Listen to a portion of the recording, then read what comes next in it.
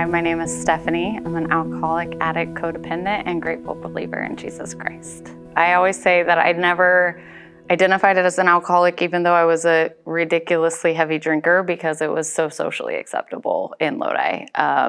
Both my parents drank, and it's been something that has been in my family forever. And so it's a very acceptable thing to do, and just I saw it as normal all the time. The funny thing about being an alcoholic is I could drink to blackout every day, and I still never thought it was an issue. I always thought I could control it. Alcoholics like to find ways to drink where they feel like they're controlling it. So whether that be just drinking on the weekends, which never worked long term, or just drinking wine, not drinking beer or hard alcohol. I never really saw that I had an actual problem until my kids were taken from me by CPS. So I drank what I thought was normal and sociable. I didn't have a lot of people in my life that ever really challenged that. I was able to I was always the fun person, and I always brought alcohol. So when you're with a group of people that want to take advantage of your bringing alcohol, they don't question the fact that you're getting too drunk. And so I started out with what I thought was just a normal high school drinking.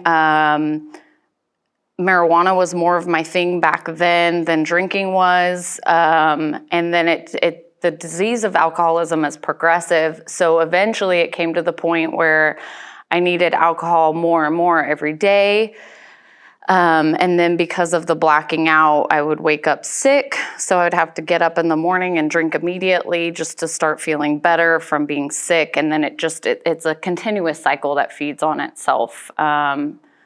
Feeling bad because you're drinking so much, drinking to cope with feeling bad, and then so on and so forth forever.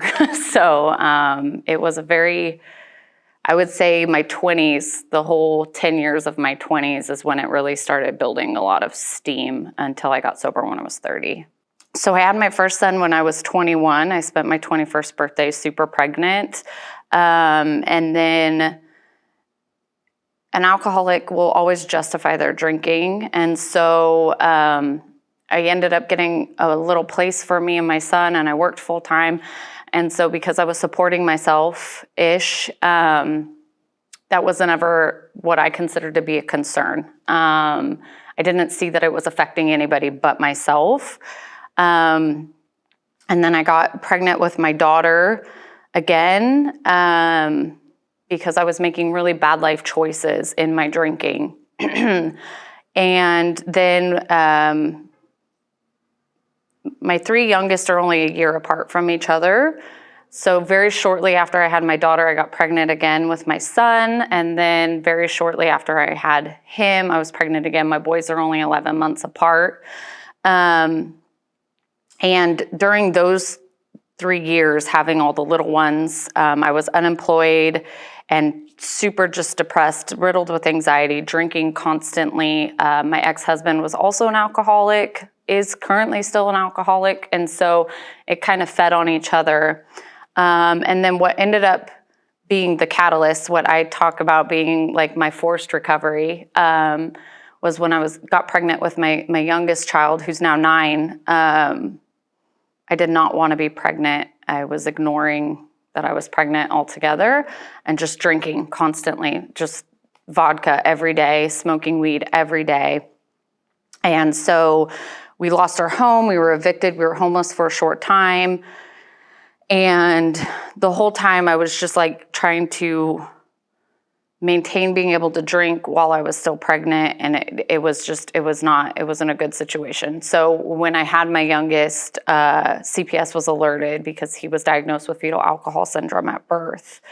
And so when CPS entered my life, they were going to give me an outpatient program so I could still be at home with my kids, but still be in this outpatient program.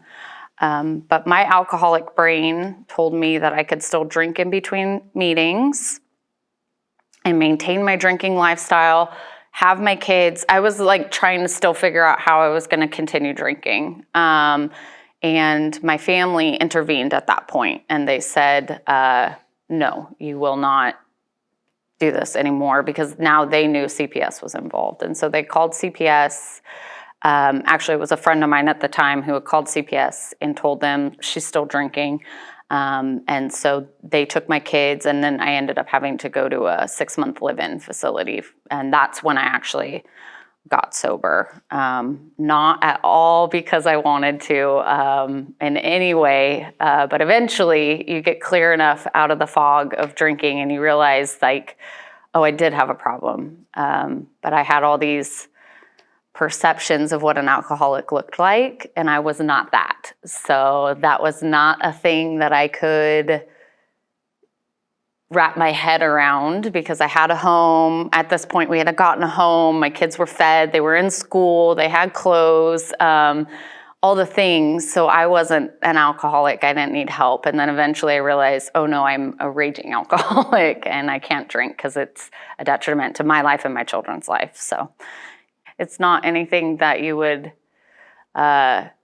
being a woman, being so maternal, being a good human in general, I didn't ever come to the depths that a lot of people do, which is absolutely no judgment on anybody. All of our stories look very different and unique. But I think that as a society, we do have these images in our head. And for me, it was unsheltered, sitting on a corner in front of the liquor store, begging for money, drinking out of a brown bag. And I was not that person. And so, and I loved my kids. And this is another part of my story I always talk about, is that my drinking had nothing to do with my not loving my children. My children were my world. They still are. I love, love, love my kids. I always have. I'm very maternal. I just was stuck in this disease of the mind that wasn't allowing me to rationalize, because I was drinking so much. It changed the makeup of my brain to where I wasn't able to think clearly and cognitively about what I was doing and how it was affecting them. I honestly did not see how my drinking was affecting anybody but myself. And I didn't care enough about myself that it mattered that it was affecting me. That was not a thing that I did not quit drinking for myself. I quit drinking for my children. I stay sober for myself now, but then it had nothing to do with me. I didn't care. I don't think I was suicidal, but I also didn't care if I lived or not. I didn't have enough self-worth of who I was in that time frame. So that's something I talk about a lot, is that it looks easy to say from the outside, hey, you have kids, you have family, you have whatever, just quit drinking. But when you're stuck in that cycle, it was like telling me, just quit breathing air. There's toxins in the air, just quit breathing. And I couldn't rationalize at all what that would be like. Because for me, drinking was everything. It was the whole bit, no matter how bad it was. I don't like to generalize because all of our stories look different, but I've been in recovery now for multiple years, and there are some commonalities. Most people who are stuck in a cycle of alcoholism, they're drinking to cover up something. They're drinking to escape from something. So when you're caught in that, our brains are our worst enemy, and we are our own worst enemy in that the enemy against us comes into our thought processes, and he talks to us in ways that the Lord would never talk to us. And so it becomes, you're not good enough, you can't do this, you aren't worth it, nobody loves you, you have no value. And then so you drink to shut those thoughts off. The insanity of it is it also exemplifies and amplifies those thoughts. So you could be drinking and get caught in the cycle of negative self-talk, which then you're an emotional wreck, you're drinking more. And this is how it progresses, because you get to a point where you can't tune out the voices, you can't mute them. But in the same token, when you drink, it makes it even worse, but you can't rationalize. So the alcohol literally does change the makeup in our brain. It shoots off endorphins, and that tell us that we need it. And so then when you're not drinking, you're generally going to fall into a pit of depression. So you can, for me, I was medicated for depression. I was also medicated for anxiety. And so I would take my anxiety medication and drink, which was horrible. And then now that I'm sober, I have moments and days of depression still, for sure. Seasonal depression is still a thing in my life. I have moments of anxiety, definitely. Certain social situations give me a lot of anxiety. Crowded rooms gives me a lot of anxiety. But I'm able to work through it now without the medication, being in a sober mindset. But the alcoholism and the depression and the anxiety, they all feed on each other. So again, you're trying to self-medicate for these things by doing this, but this is actually making it worse. So it's a very vicious cycle until you pull yourself completely out of it. It just feeds on itself. You know, my life I'm almost 40 years old. I'm in school full time. I work part time. I barely make ends meet most of the time. But my worst day in sobriety is infinitely better than my very best day stuck in my disease ever was. My kids are happy. My youngest, I got sober when, we went through all that. They were gone for a year. I got them back. I've never had a drink since. And so my 3 youngest have never seen me drink. My 11 and 10-year-old, they were involved in it, but they were so little that they don't have any memory of it. They've only seen a sober mom. They know that I'm in recovery. We talk about it. I'm very open and transparent with them about my story and where it took me and what we went through. I'm able to make better life decisions today as a whole. I was just having a conversation with somebody last week that I'm in the program of Celebrate Recovery, which is a Christ-based 12-step group. AA was my original group, and now I'm in a Christ-based group. And I say I'm blessed in the fact that I have tools for life now that I would have never gotten had I not entered a 12-step group. So when I'm having a hard day, when I'm stressed out, when I feel like isolating, when I'm having depression, when I'm having anxiety, when I'm triggered by old trauma that comes up constantly, even 9 years later, it still comes up. I know how to deal with that and face that. I have people around me that I can go to. I'm in counseling. I'm in a meeting every single week. So I've been given tools that I feel like not only an alcoholic, addict, codependent, but every single person in the entire universe, no matter how you're living your life, would benefit from being able to be given these tools for life, because life happens. And when you get sober, it's not like all of a sudden you never have any problems again. Things come up all the time, every day, and you have to just continue to face them without drinking, without falling back to getting high, without falling into codependent tendencies.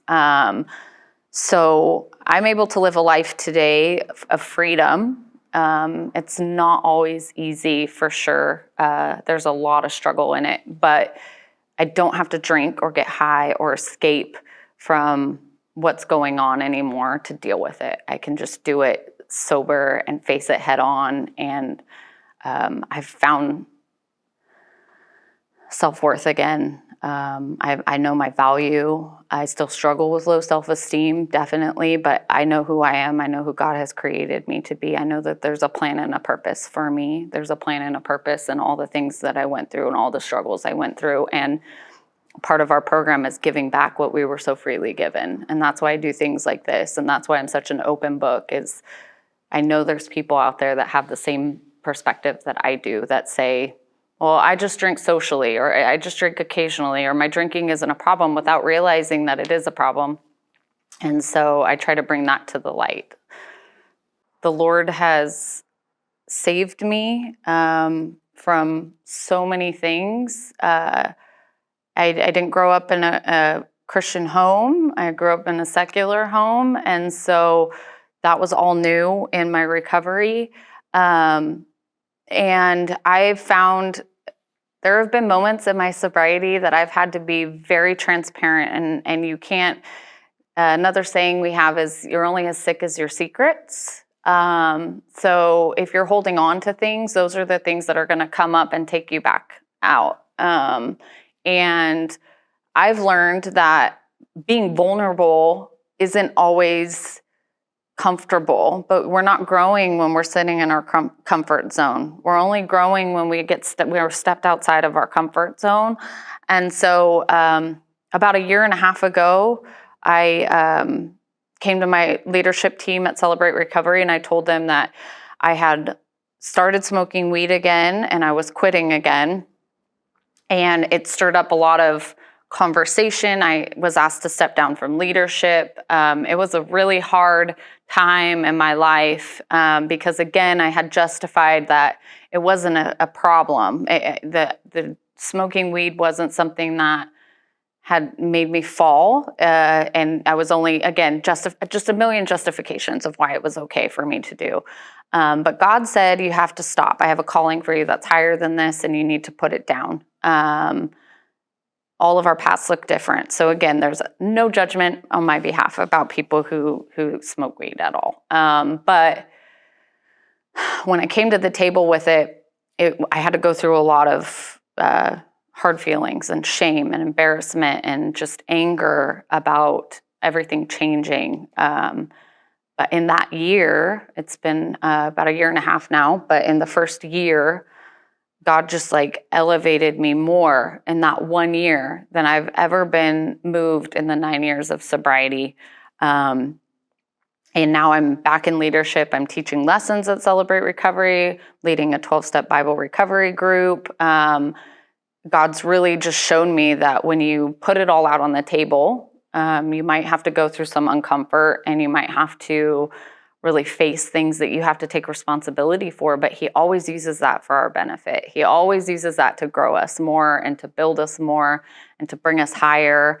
And I want to be a model for my kids. The things that they face and they encounter are scary.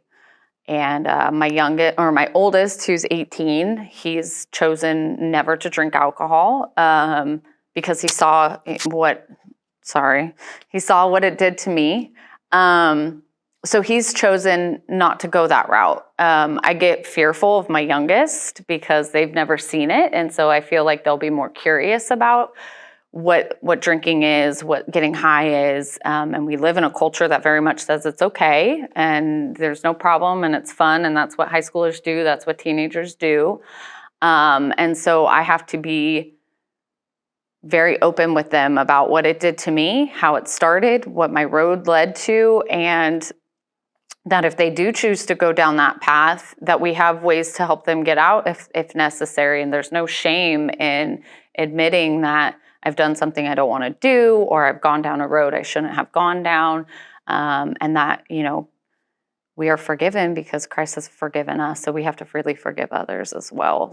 When I first came into Christ, I was sober and I did not hear him clearly. But being in a clear mindset, I am able to hear from Jesus Christ, who is my higher power, very clearly now. For me, I have a calling on my life. I'm not really sure exactly where that's going, but God has called me into ministry on some level, still in the middle of getting to that stage. So I don't know exactly, but I do recognize that I have a very, I I'm very blessed to hear from the Lord in many different ways. So I get visuals from the Lord in prayer. I hear the Lord speaking audibly into my life.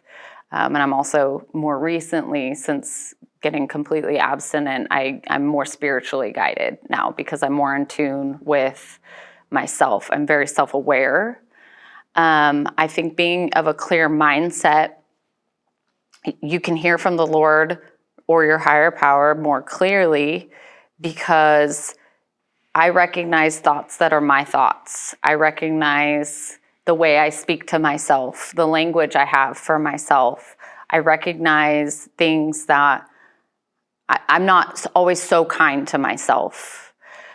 So I know it's the Lord speaking into my life when I hear something that's not something that I would have ever thought of myself. I would have never thought to quit smoking weed because it wasn't, for me, a million things, but it was legal. It wasn't causing any issues. I was, at home. I wasn't out running amok. Everything was situated. So when I heard the Lord telling me, it's time to put this down,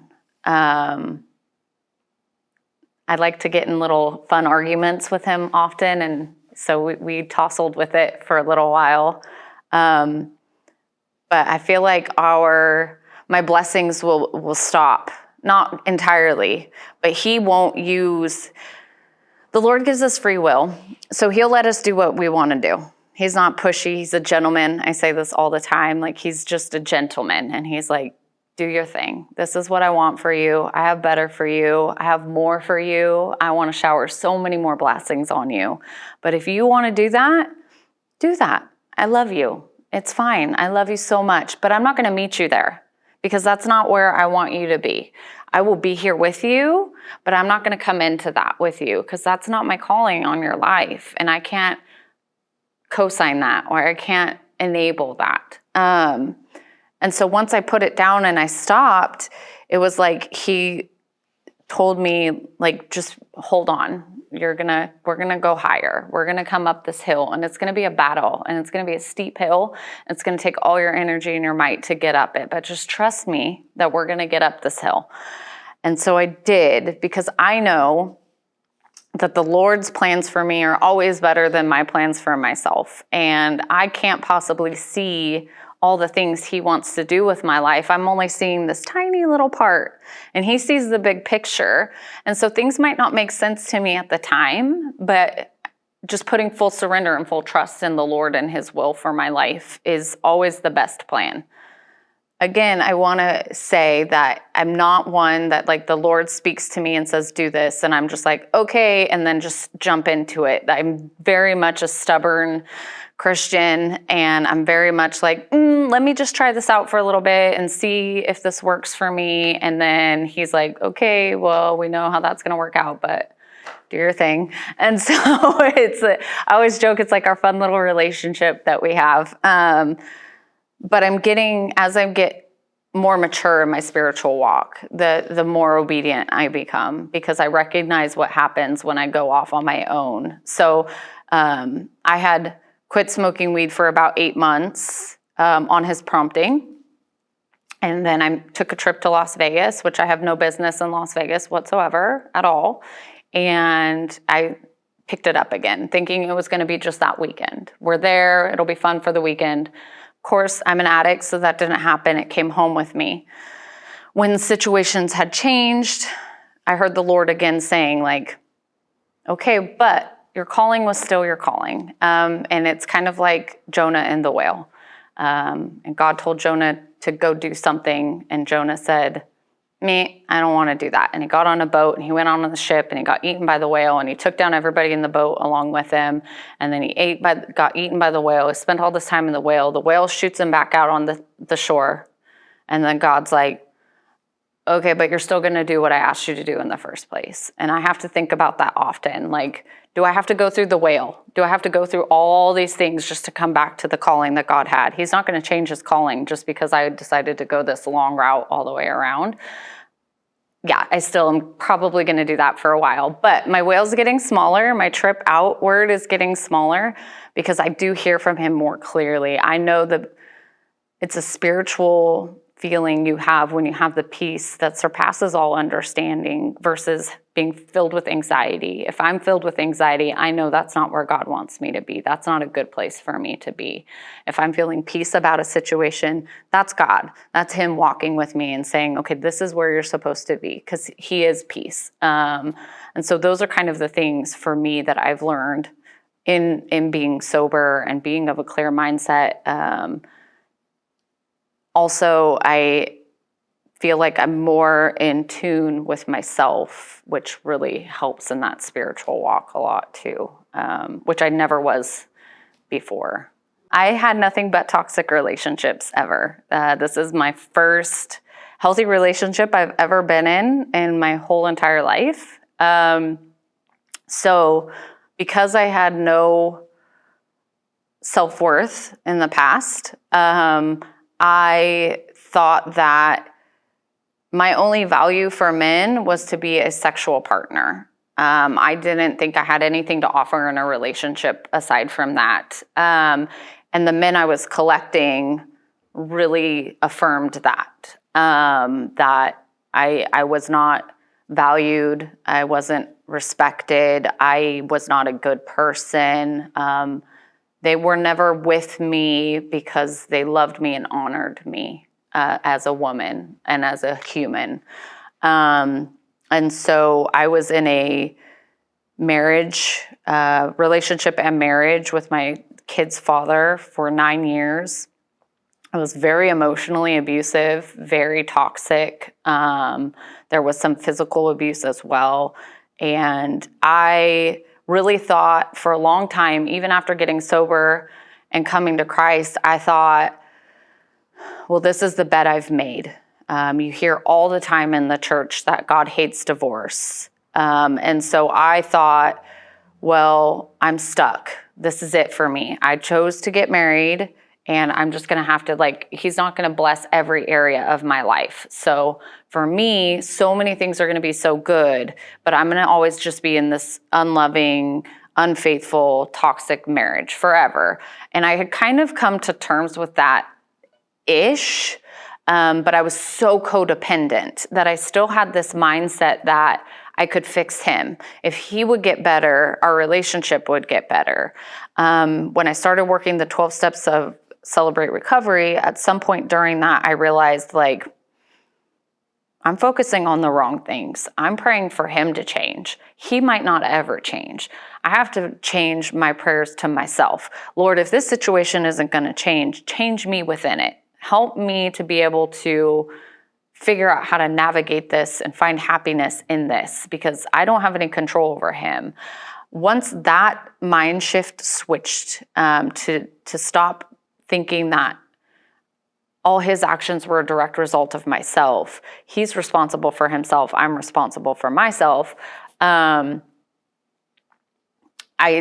prayed and prayed, and eventually I did get out of that marriage. And I always say, I am not an advocate for divorce. I believe in love. I believe in marriage. I also believe that God will not leave us in an abusive and unfaithful marriage. That's not his calling for our life. Do I think he wants everybody to go out and get divorced? Heck no. But in my case, after I got divorced, he started just showering blessings down upon me. I was able to move into a home with my kids. I was able to free myself. I was able to start focusing on healing myself. There's still a lot of trauma attached to that, but I worked through the codependency. I started being able to recognize what that looked like in my life. And I did have another short relationship for a short time, but it was too quick. It was too soon. I just wasn't ready for it at that time. So God gave me a year. After I quit smoking weed, he said, this is your year of preparation. And so I spent a whole year single, really focusing on my own healing, who I am in Christ, what my values are, what I would pray for in a husband someday, what that would look like. And so I did get to the point where I'd finally kind of released needing to be in a relationship. And when that happened, he brought in this amazing man into my life who was significantly younger than me, which is really funny, because then I started praying him away. Like, Lord, this can't be the one. He's way too young. And the Lord said, just trust me in this. Just trust me, just trust me, just trust me. And I have, and we've been together for almost 6 months now, and he's just... the communication is amazing. He doesn't show signs of anger, which is another thing I always thought, that men were always angry. I didn't know that men were not just all angry people. He's respectful, he's kind, and we have a relationship where when things come up, we're able to talk about it rationally, like adults, and work through it. And there's no judgment of each other. And I feel like I don't know what the future holds for us. We're just dating, boyfriend and girlfriend at this point. But I do see God in the relationship with us. I see God has created this evenly yoked, as he calls it, relationship where when he's low, I'm high, and vice versa, and we're able to work together and walk alongside each other. Alcoholics can look like many things. There is not one face of alcoholism, and it can reach anybody. There's nobody that's immune from it. And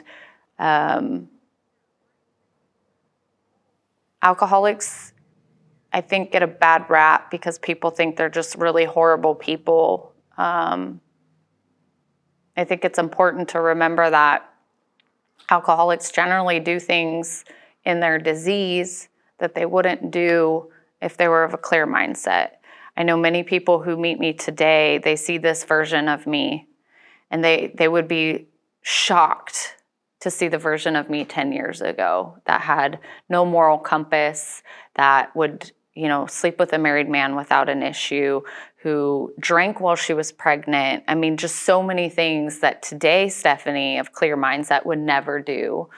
But I also think it's important to remember that you can't force an alcoholic to get sober. You can come alongside them. You can encourage them. You could tell them you love them. Don't enable them, which sometimes might be watching them fall flat on their face. But we all have to hit a bottom. And if you're throwing down a mattress for them to land every time, you're preventing them from hitting their bottom. And if they don't hit their bottom, and if they don't decide, I want to get sober, the likelihood of them staying sober is not there. For me, again, I did not want to get sober for myself. Eventually, I got to the point where I realized I needed it. But if an alcoholic hasn't decided that this is something that they want to do, you're kind of fighting a losing battle. But I think it's harder for the family of an alcoholic or the friends of an alcoholic than it is for the actual alcoholic, because you're watching them spiral downward. And you can't do anything really except for come alongside them and tell them you love them regardless. You want to help them in getting sober, encourage them. There's a million meetings. If you can't get to a physical meeting, you can find a meeting online. And just really give them the encouragement. It is possible. We do recover. But it takes a bottom, and that looks different for everybody. Something that comes up in my story, and I think I already touched on it, but I just think it's super important to reiterate, is that alcoholics don't not quit because they don't love the people around them. I know people in recovery now who had parents who were alcoholics, and for years they thought they weren't important enough to quit. They weren't good enough to quit.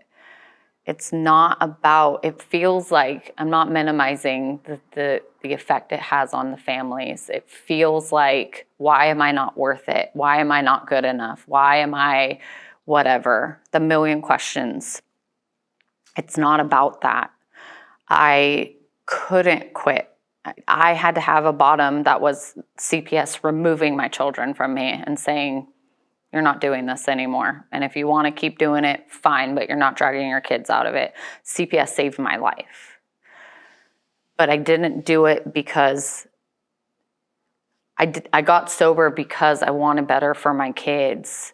Eventually it turned into I need to be better so that they have a better life. But I think it's just really important for people who might have alcoholics around them to know it's not about you. It feels like it's about you, but it's actually not. It's entirely about them and their inability to see their own worth, their inability to face reality without drinking, their inability to get out of the cycle that they're stuck in. They have to remove themselves from the cycle. And I just always want to tell people that